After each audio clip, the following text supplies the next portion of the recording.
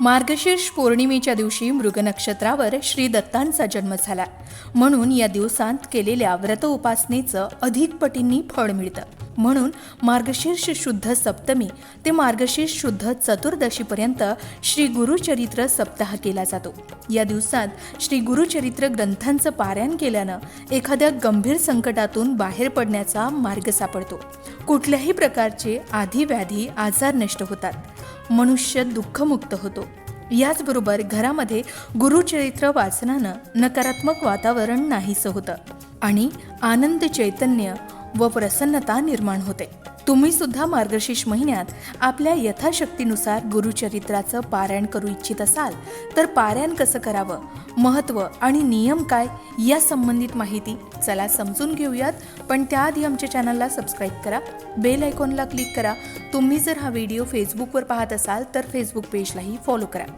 यंदा 19 डिसेंबर 2023 म्हणजेच मार्गशीर्ष शुद्ध सप्तमी ते 25 डिसेंबर 2023 म्हणजे मार्गशीर्ष शुद्ध चतुर्दशी या सप्ताहात गुरुचरित्र पारायणाला विशेष महत्त्व आहे. कारण श्री गुरुचरित्राच्या निष्ठापूर्वक पारायणानं अनुभूतीपूर्वक साक्षात्कार होतो. हे या ग्रंथाचं वैशिष्ट्य आहे. दुःखितांना, वेगवेगळ्या प्रकारच्या शापितांना, असाध्य आजार झालेल्यांना, पितृदोष असणाऱ्यांना श्री गुरुचरित्र एकमेव असं साधन आहे जे शुभफल प्राप्ती देते. शिवाय श्री गुरुचरित्र हा ग्रंथ अत्यंत प्रासादिक आहे. म्हणून संकल्पपूर्तीसाठी श्री गुरुचरित्र वाचनाची पद्धत आहे. त्याचप्रमाणे वाचन, पारायण व्हावं असं स्वतः गुरुचरित्रकार म्हणतात. या ग्रंथाला पवित्र वेद समजतात. म्हणून या ग्रंथाचं पारायण कठोर नियमानं करावं. याचे नियम या ग्रंथातच दिलेत. हा ग्रंथ 7 दिवसांच्या सप्ताहातच किंवा 3 दिवसातच पूर्ण करावा असाही नियम आहे. मात्र आता श्री गुरुचरित्र पारायण कसं करावं, तर गुरुचरित्र पारायण वाचण्याची संधी मिळाली तर भाविक आवर्जून या संधीचा लाभ घेत असतात. या ग्रंथाचे 52 अध्याय आहेत, तर काही ग्रंथात 53 अध्याय आहेत. श्री दत्तात्रेय महाप्रभूंनी नामधारकास अतिसामान्यांना गुरुप्रणीत मार्ग मिळावा म्हणून श्री गुरुचरित्र सांगितले. श्री गुरुचरित्र हा 5वा वेद मानला गेलाय. श्री गुरुचरित्र हा साधा ग्रंथ नसून दैवी शक्तीनं भरलेला सिद्ध मंत्र, रूप महाप्रासादिक आणि वरद ग्रंथ आहे असं सांगितलं जातं. श्री गुरुचरित्राचं पारायण हे अंतःकरण शुद्ध असतानाच चालू करावं. श्री गुरुचरित्र या ग्रंथामध्ये 53 अध्याय असून ओवी संख्या 7491 इतकी आहे. काही ग्रंथात 53 अध्याय आहेत. त्याची विभागणी ज्ञानकांड, कर्मकांड, भक्तिकांड यांचा समन्वय यात साधला असून या तीनही उपासनांसाठी गुरूंचं मार्गदर्शन कसं आवश्यक आहे त्याचे अतिशय सुंदर आणि मर्मग्राही विवेचन ग्रंथकर्त्यांनी आपल्या ओघवत्या भाषेत केलंय. या ग्रंथात श्रीपाद श्रीवल्लभ आणि श्री नृसिंह सरस्वती यांच्या लीलांचं चमत्कारिक पूर्ण वर्णन रसाळपणे केलंय. इतकंच नव्हे तर श्री गुरूंच्या चरित्राच्या निमित्तानं त्यांच्या असंख्य लीलांचं कथात्मक निरूपण अतिशय सुबोध आणि प्रसादिक भाषेत केलंय. श्री गुरुचरित्र 7 दिवसांत वाचायचं असल्यास दर दिवशी वाचनासाठी असलेल्या 53 अध्यायांपैकी पोथीतील क्रम, सप्ताह पद्धती तुम्ही निवडू शकता. पहिल्या दिवशी 1 ते 9 अध्याय, दुसऱ्या दिवशी 10 ते 21 अध्याय, तिसऱ्या दिवशी 22 ते 29 अध्याय, चौथ्या दिवशी 30 ते 35 अध्याय, 5वा दिवस 36 ते 38 अध्यायापर्यंत, 6व्या दिवशी 39 ते 43 अध्यायापर्यंत, त्यानंतर 7व्या दिवशी 44 ते 53 अध्यायापर्यंत. तर श्री गुरुचरित्र 3 दिवसात वाचायचं असेल तर पहिल्या दिवशी 24 पूर्ण अध्याय, दुसऱ्या दिवशी 37 पूर्ण अध्याय आणि तिसऱ्या दिवशी 53 पूर्ण अध्याय असा क्रम ठेवावा. एका दिवसात समग्र श्री गुरुचरित्र वाचणारेही साधक आहेत. मात्र श्री गुरुचरित्र 3 दिवसीय वाचू नये. 1 दिवसीय पारायण फक्त दत्तधाम आणि राष्ट्रसेवेसाठी करावं. वैयक्तिक पारायण 7 दिवसाचं करावं. श्री गुरुचरित्राच्या निष्ठापूर्वक पारायणाने अनुभूतीपूर्वक साक्षात्कार होतो. हे या ग्रंथाचं वैशिष्ट्य आहे. आता गुरुचरित्र वाचनाची किंवा पारायणाची तयारी कशी करावी, तर श्री गुरुचरित्र वाचन सुरू करण्यापूर्वी आदल्या दिवशी समक्ष 4 कुत्रे आणि गाय यांना नैवेद्य द्यावा. 4 कुत्रे म्हणजे 4 वेद आहे आणि 1 गाय म्हणजे दत्तात्रेयांची कामधेनू असल्यानं हा नियम पाळावा. पारायणापूर्वी फुले, विशेषतः गुलाबाचे हार, तुळशी, सुगंधी उदबत्ती, धूप, कलश, विड्याची पानं, नैवेद्यासाठी गोड काहीही, अष्टगंध, चंदन, अत्तर, रांगोळी, 2 आसने, 1 चौरंग, चौरंगावर पिवळे किंवा भगवे किंवा लाल कापड, या सर्व वस्तू एकत्र कराव्यात. गुरु दत्तात्रेयांच्या आसनाभोवती रांगोळी काढावी. चौरंगास आंब्याचं तोरण बांधावं. प्रमुख दरवाजातही तोरण बांधावं. चौरंगावर डाव्या बाजूस समई लावावी. पारायणास बसण्यापूर्वी घरीच पूजेच्या ठिकाणी विडा, सुपारी आणि नारळ ठेवून पारायणास उपस्थित राहण्यासाठी देवास प्रार्थना करावी. पहिल्या दिवशी संकल्प घ्यावा. घरातील वडील मंडळीस नमस्कार करून पारायणासाठी आसन ग्रहण करावं. प्रथम अथर्व शीर्ष वाचावं. 1 माळ गायत्री जप करावा. 1 माळ श्री स्वामी समर्थांचा जप करावा किंवा श्री दत्त महाराजांच्या मंत्राचा जप करावा. अंतःकरण असता पवित्र, सदा काळ वाचावे गुरुचरित्र. अंतर्बाह्य सुचिरभूत राखून ह्या ग्रंथाचं वाचन करावं.